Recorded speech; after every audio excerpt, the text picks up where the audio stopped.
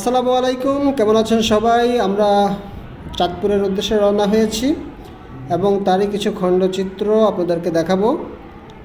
Ticket কেটে টার্মিনালের উদ্দেশ্যে রওনা দিলাম। আর এখান থেকে শুরু হয়ে গেল আমাদের মজার শুরু।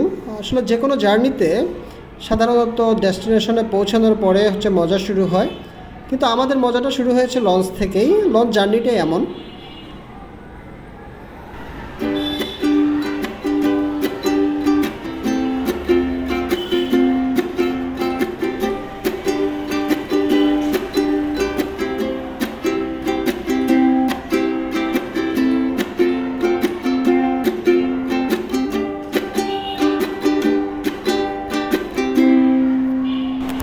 মুক্ত আকাশ আর অবারিত বাতাস দেখতে দেখতে আমাদের সময় কেটে যাচ্ছিল।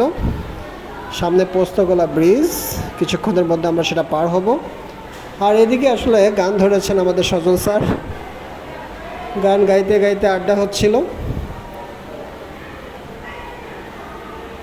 এবার যে ব্রিজটি দেখতে পাচ্ছেন এটা হচ্ছে পদ্মা রেল সেতু, খুবই মনোরম দৃশ্য। আর এই ফাঁকে আমাদের জাহাজের একটি ঐতিহ্যবাহী খাবার, যেটা আপনারা যারা লঞ্চ জার্নি করেন তারা সকলেই চেনেন।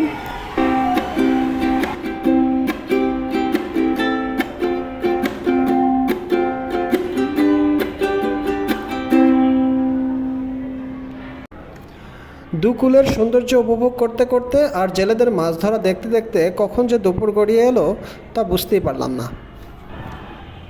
নদীর স্বচ্ছ পানি কেটে কেটে চলছিল আমাদের লঞ্চ, আর এভাবেই কখন যে আমরা আমাদের গন্তব্যে পৌঁছে গেলাম তা বুঝতেই পারলাম না। অবশেষে আমরা আমাদের চাঁদপুর ঘাটে এসে পৌঁছালাম এবং সেখানে আমাদের লঞ্চ নোঙ্গর করলো, আমরা নেমে পড়লাম। আর এটা ছিল চাঁদপুর মোহনার গোল চক্কর। এখানেই আসলে সবাই ঘুরতে আসে, অসাধারণ একটি পরিবেশ এখানে।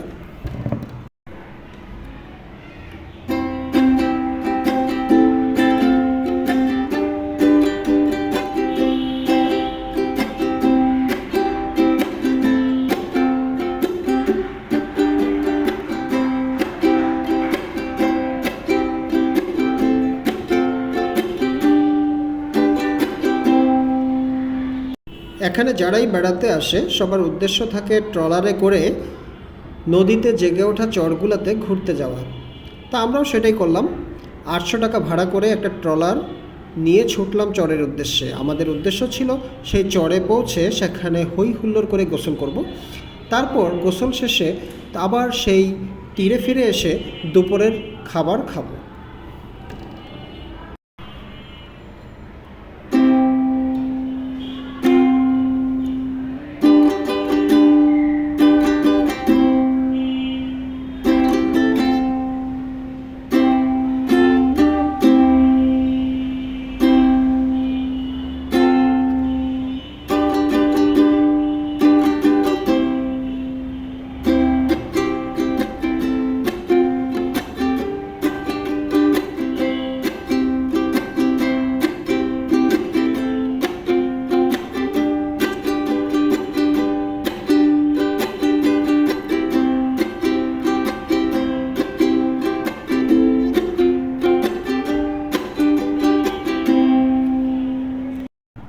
সকলে এখানে বেড়াতে এসে মিনি কক্সবাজার নামে যে চরটি রয়েছে সেখানেই ঘুরতে যায়।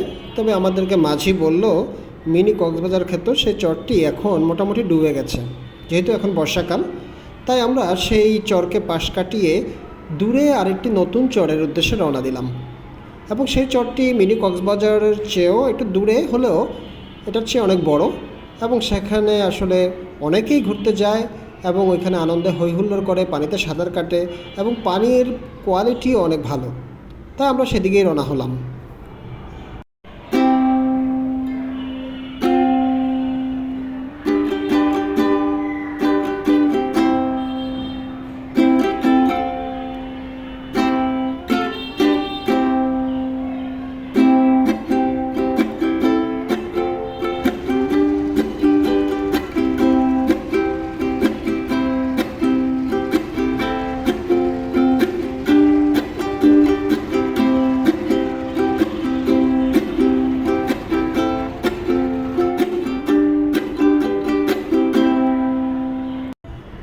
দুপাশে নলখাগড়ার ঝোপগুলো পার হয়ে হয়ে আমরা আসলে সেই চরের দিকেই ছুটছিলাম, এবং দুই পাশের যে সৌন্দর্য সেটা আসলে বাঁধিয়ে রাখার মতো, মানে চোখ দিয়ে আমরা শুধুমাত্র সেই সৌন্দর্য গিলছিলাম।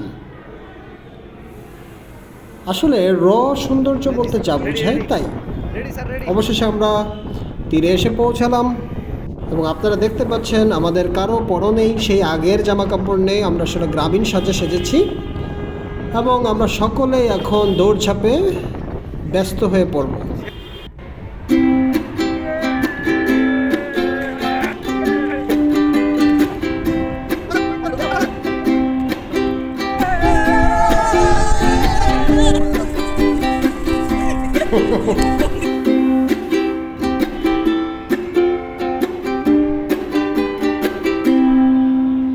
ও সৌন্দর্য কাকে বলে! কাশফুলগুলো যেন আমাদেরকে হাতছানি দিয়ে ডাকছে।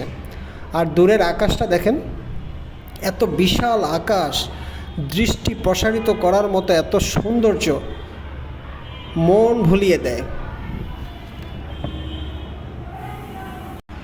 এদিকে চরের স্থানীয় ছোট ছোট বাচ্চারা ছোট ছোট স্টল নিয়ে বসেছে, বেশিরভাগই হচ্ছে শরবত এবং ঝালমুড়ির দোকান। এবং আমরা যেহেতু তৃষ্ণার্ত ছিলাম, আমরা সকলে মিলে আসলে শরবত খেয়ে নিলাম, এবং অসাধারণ লাগছিল। একদিকে গরম, আরেকদিকে তৃষ্ণার্ত, সব মিলিয়ে খুবই উপভোগ করলাম। শেষমেশ পানিতেই নেমে পড়লাম।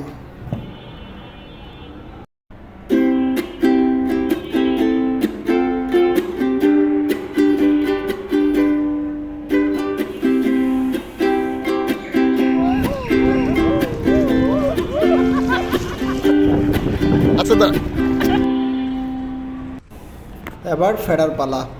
আমরা এবার সেই চাঁদপুর মোহনায় গিয়ে থামবো এবং সেখানে দুপুরের খাবার খাবো। এবং যাওয়ার পথে আসলে তখন ভাটা চলছিল, এবং নদীর ঢেউ আগের থেকে কয়েক গুণ বেড়ে গেল, এবং আমাদের সকলেই আমরা আসলে ভিতর থেকে ভয় পাচ্ছিলাম যে এত ঢেউ, এটা কি সমুদ্র নাকি নদী? ওহ, কি সৌন্দর্য!